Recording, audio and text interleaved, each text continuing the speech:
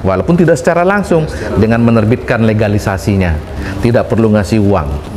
Nah, bahkan rakyat memberi uang kepada negara.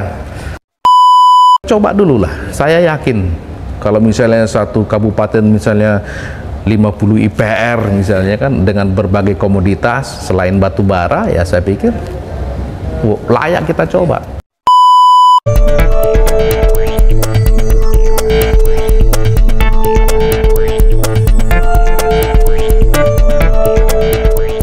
Direktorat Jenderal Mineral dan Batu Bara adalah salah satu unit teknis di bawah Kementerian Energi dan Sumber Daya Mineral Batu Bara di Indonesia. Subsektor mineral dan batu bara sebagai bagian daripada Kementerian Energi dan Sumber Daya Mineral tentunya mempunyai tugas untuk bagaimana meningkatkan ketahanan energi dan memberikan pasokan mineral dan batu bara. Kegiatan pertambangan itu ada dua jenis, perizinan inti sama jasa pertambangan. Nah, perizinan inti ini tadi izin usaha pertambangan, IPP tadi, itu jenisnya. Nah, usaha jasa pertambangan inilah yang penunjangnya. Nah, kedua kegiatan ini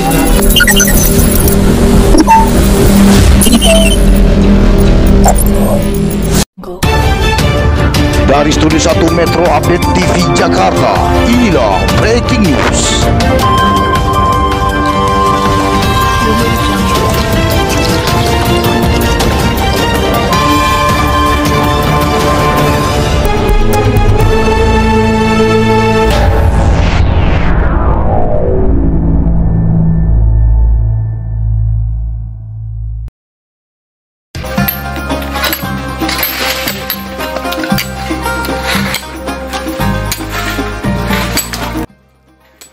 Jakarta, saat ini kegiatan pertambangan tanpa izin atau yang disingkat peti semakin menjamur.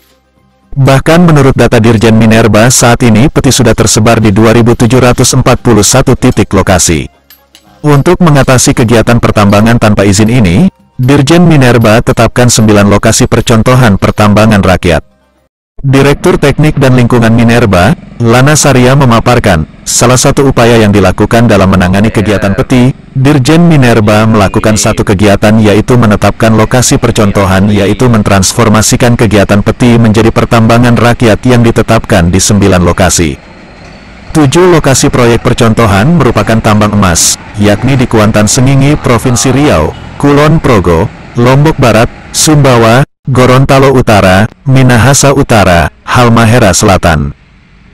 Di luar proyek percontohan untuk komoditas emas, kami juga membuat proyek percontohan untuk tambang timah di Bangka Belitung dan tambang batubara melalui kegiatan pemberdayaan di Kabupaten Tanjung Enim, Sumatera Selatan, jelasnya dalam acara webinar bertajuk Peti Bukan WPR.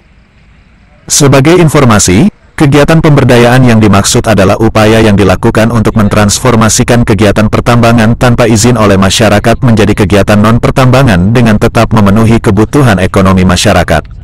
Lana mengatakan, saat ini perkembangan dari proyek percontohan untuk semua komoditas sudah lebih dari 50% karena lokasi mineral emas telah disiapkan teknologi yang sesuai. Selain itu, calon penambang juga telah dibentuk ke dalam koperasi-koperasi dan anggota calon IPR telah dididik melakukan pengolahan pertambangan emas dan batu bara yang ramah lingkungan. Kemudian terhadap 6 provinsi pertambangan emas dan batu bara juga telah dilengkapi dengan dokumen pengelolaan pertambangan rakyat. 2 diantaranya sudah memiliki kajian lingkungan hidup strategis, KLHS, sesuai dengan arahan KLHK, ujarnya. Pemerintah juga telah menyiapkan sejumlah insentif dan kemudahan untuk IPR. Lana memaparkan, pemerintah menyiapkan wilayah pertambangan rakyat, WPR, termasuk menyiapkan dokumen pengelolaan WPR sebagai panduan bagi pemegang izin pertambangan rakyat dalam melakukan kegiatan. Adapun pemegang IPR tidak dikenakan kewajiban iuran tetap dan iuran produksi, royalti. Dokumen pengelolaan lingkungan disiapkan pemerintah dan iuran pertambangan rakyat, IPERA, yang wajib dibayar oleh pemegang IPR dialokasikan oleh Pemda mengelola tambang rakyat melalui pemulihan lingkungan bekas tambang rakyat, ujarnya. Insentif dan kemudahan lainnya untuk IPR ialah, pemerintah memberikan pembinaan dalam bentuk dukungan teknis dan lingkungan, akses permodalan, pemegang IPR dapat langsung melakukan kegiatan penambangan setelah menyiapkan rencana pengelolaan IPR tanpa didahului kegiatan eksplorasi. Kemudian kegiatan reklamasi pada IPR diintegrasikan dalam kegiatan pasca tambang termasuk jaminan reklamasinya. Adapun BUMN dan pemegang IUP dapat dijadikan bapak angkat.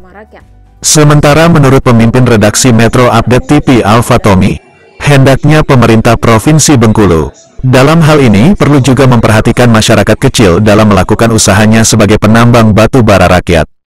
Atau sama juga dengan disebut tambang rakyat, TR. Karena setelah melakukan investigasi lapangan terkait tambang batu bara yang ada di Bengkulu, dalam hal ini masyarakat sangat berharap kepada pemerintah daerah agar bisa menerbitkan izin usaha untuk tambang rakyat. Semoga ada solusinya untuk masyarakat dan rakyat ke depannya. Demikian Alfa Tommy dari redaksi Metro Update TV Jakarta dan Bengkulu. Abdul Rahman Daeng dan Bul Hadi melaporkan. Subsektor mineral dan batubara sebagai bagian daripada Kementerian Energi dan Sumber Daya Mineral tentunya mempunyai tugas untuk bagaimana meningkatkan ketahanan energi dan memberikan pasokan mineral dan batubara untuk sebesar-besarnya kemampuan rakyat. Pertambangan adalah sebagian atau seluruh tahapan kegiatan dalam rangka penelitian, pengelolaan dan pengusahaan mineral atau batu bara. Ruang lingkup dalam pertambangan dimulai dari penyelidikan umum, eksplorasi, studi kelayakan, konstruksi, penambangan, pengolahan dan pemurnian, pengangkutan dan penjualan, serta kegiatan pasca tambang.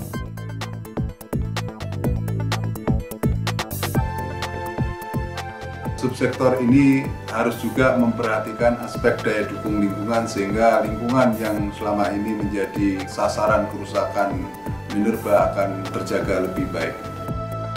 Sebagai upaya mengoptimalkan pengusahaan pertambangan untuk kesejahteraan rakyat.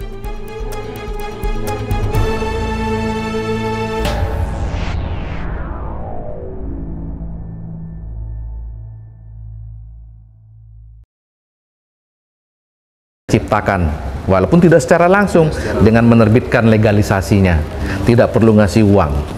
Nah, bahkan rakyat memberi uang kepada negara.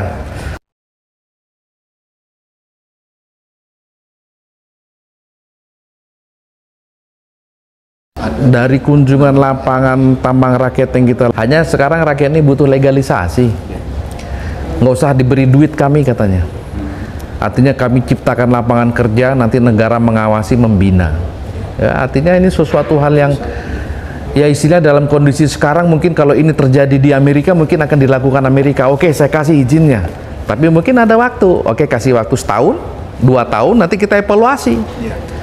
Tapi kita beri dulu. Istilahnya beri tanggung jawab. Kita punya komitmen, misalnya, oke, merkuri, zero merkuri, stop mulai tanggal sekian, walaupun sudah ada ketentuan peraturan presiden atau regulasi terkait tidak boleh atau larangan penggunaan merkuri. Tapi kenapa nggak kita coba? Karena kalau kita berpikir, wah nanti begini, nanti takutnya ribut dan sebagainya. Kita coba duduk sama-sama, kita formulasikan. Kalau perlu lintas kementerian, Pak, lintas kementerian, lembaga daerah, apa yang kita inginkan. Bahkan ya pilot project, negara nggak usah membiayai, nanti lahirlah sebuah koperasi besar yang kemudian bisa menunjang PAD juga, termasuk juga APBN. Kita coba, kalau gagal kita perbaiki. Dan saya optimis ini berhasil.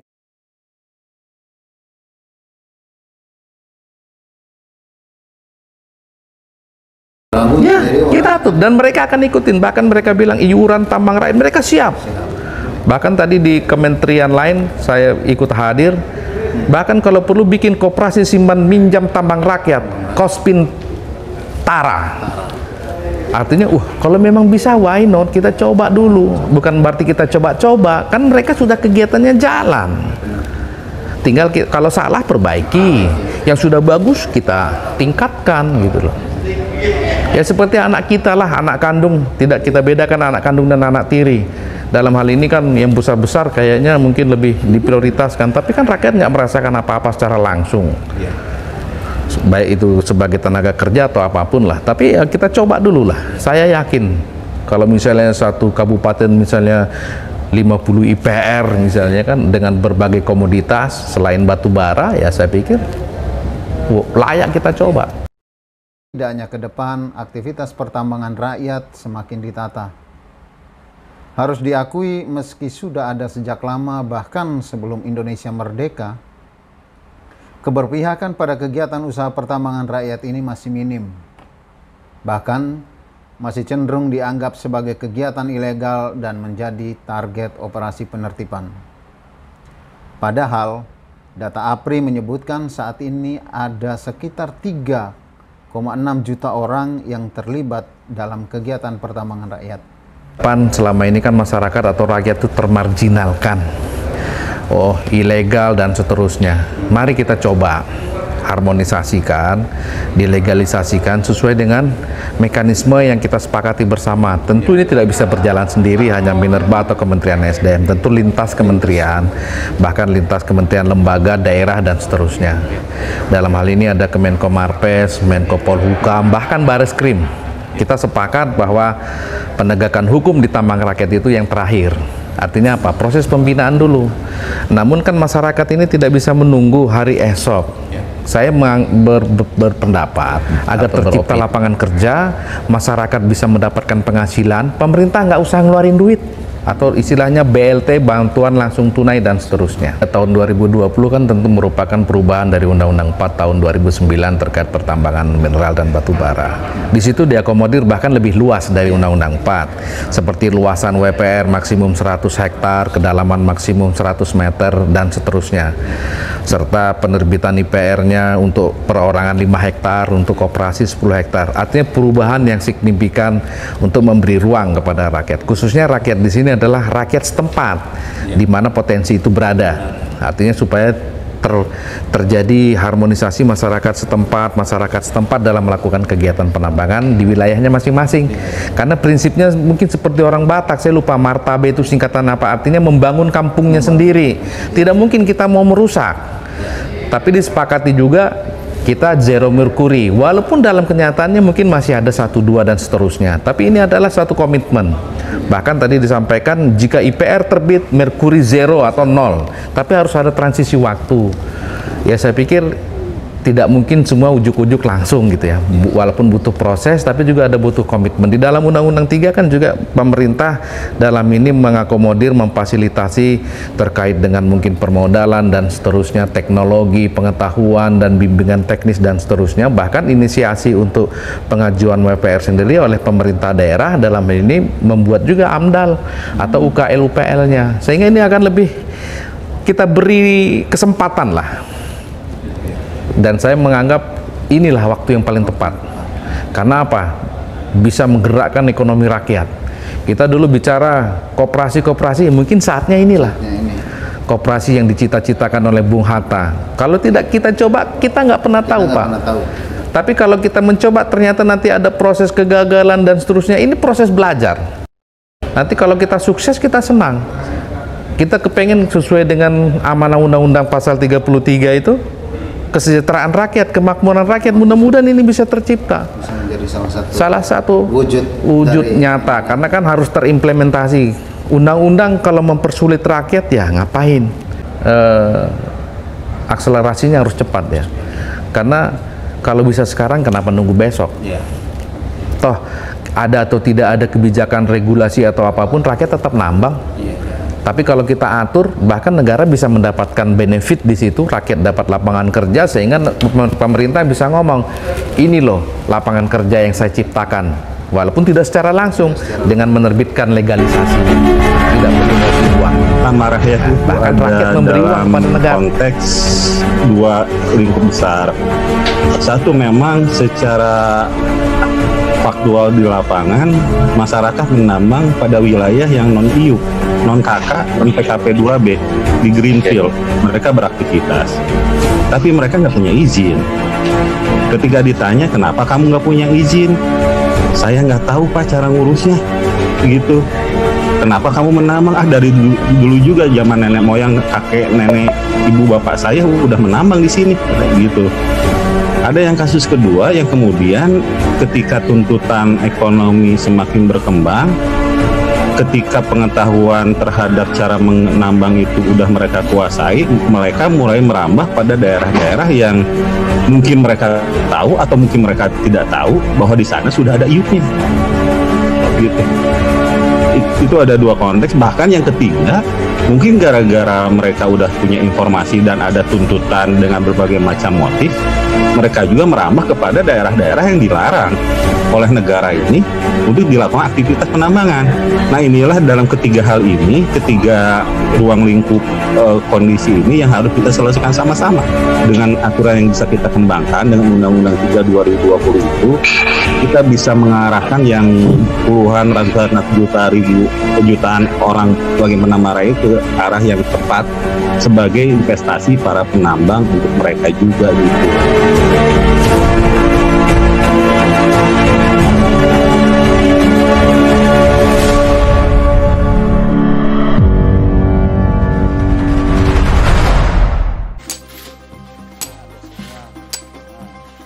Jelas, nah, jelas, nah.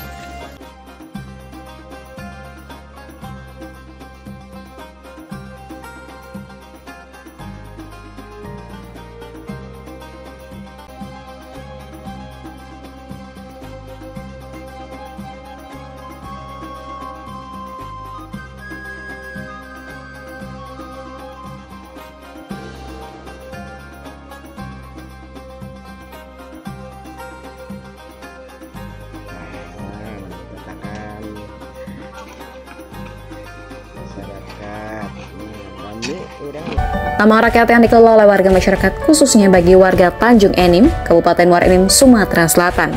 Meskipun beragam persoalan yang dihadapi, mulai dari kebutuhan BBM, sisa angkutan dari mulut tambang kelapa pengumpul, hingga problem transportir pengangkutan hasil TR antar pulau. Sebenarnya, dilihat sekelompok masyarakat dan persoalan pro dan kontra, menyikapi keberadaan tambang rakyat bukanlah hal baru. Sering dengan Undang-Undang Minerba Nomor 3 Tahun 2020, sebagai perubahan atas Undang-Undang Nomor 4 Tahun 2009. Disebutkan di dalamnya dengan jelas mengatur bahwa usaha pertambangan dilaksanakan berdasarkan perizinan dari pemerintah pusat. Imbas dari hal tersebut menimbulkan implikasi terhadap kewenangan daerah menerbitkan perizinan di sektor pertambangan, di mana aktivitas pertambangan suatu daerah dengan mengacu pada regulasi daerah setempat, sehingga ada regulasi berupa pembinaan, penyelesaian konflik, dan pengawasan usaha pertambangan menjadi suatu bagian daerah sebagai mediator daerah. Tenturan kepentingan dan pengawasan regulasi pertambangan yang terjadi di daerah tambang dan memaknai geliat tambang rakyat justru menyebabkan masyarakat wilayah tambang berpikir untuk mengelola sedemikian rupa usaha tambang rakyat di wilayahnya. Sementara itu, Ketua LBHK sekaligus juga advokat Bismar Ginting, LSMA menjelaskan pentingnya regulasi atas penambang rakyat, sehingga lebih mementingkan masyarakat secara umum serta memudahkan pembinaan dan pengawasan aktivitas tambang rakyat. Disebutkan juga olehnya, kesempatan dan keselamatan para penambang juga harus dijamin oleh undang-undang yang terkait dengan tata kelola pertambangan rakyat. Demikian juga perbaikan jalan dan gotong warga wilayah Tanjung Enim Kejo, selaku Ketua Asosiasi Masyarakat Batubara Kabupaten Muara Enim Sumatera Selatan menjelaskan, asas manfaat dan kearifan lokal bagi penambang rakyat dan respon sosial bagi masyarakat di sekitar wilayah tambang. Kalau kamu tidak mau mengambil uang keruniman, akan saya bawa ke pengadilan. Apakah kami ini salah bertemu di wilayah kami? Nah, itu. Nah, itu adalah ngambil duit keruniman, memang bawaan ke jalur hukum. Terutama kita langsung, sekarang dikasasi. Nah, cuma alhamdulillah akhir-akhir kemarin di BTBA, karena kan kaki ini kan sudah diambil alih posisi oleh BTBA 100%.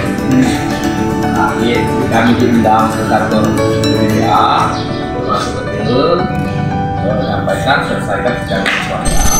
Itu yang diharapkan oleh masyarakat itu. Tidak